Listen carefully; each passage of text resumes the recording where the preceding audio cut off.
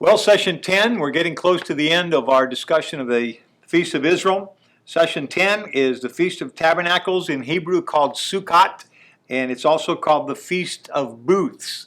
The Jewish people were commanded to build four-sided temporary dwelling places with no roof on them.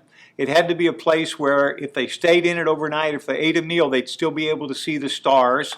A picture of the temporary dwelling places of the wanderings in the wilderness by the nation of Israel. It's 4 days after Yom Kippur, the Day of Atonement, 7 days long, and it symbolizes not only Israel's wanderings, but also we see very clearly the pictures of the millennium, the future wanderings of Israel, and the future temporary dwelling of 1,000 years on the earth before God creates a new heaven and a new earth.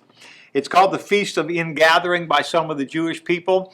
It's the Feast of the Harvest. This is the feast that has probably the most different names.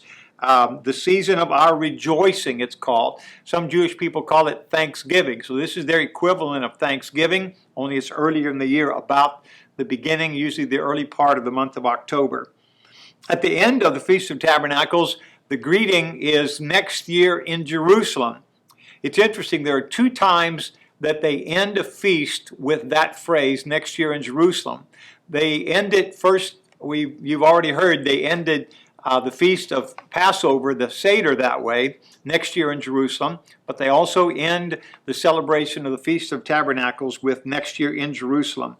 Lashana haba b'Yerushalayim. Exactly the same words, exactly the same meaning, and it's calling them to come back to the place of their fathers, the place where God would dwell on this earth someday, the city of Jerusalem. It's the last day of offerings, and it is the time where the Jewish people, in the farming of the Jewish people in the Old Testament, they would bring the final crops in. It was exactly the way we do when we do Thanksgiving. In fact, in the land of Ukraine, we've been there many times in the fall for their harvest time. And that's exactly what it is, a time of the final ingathering of the crops.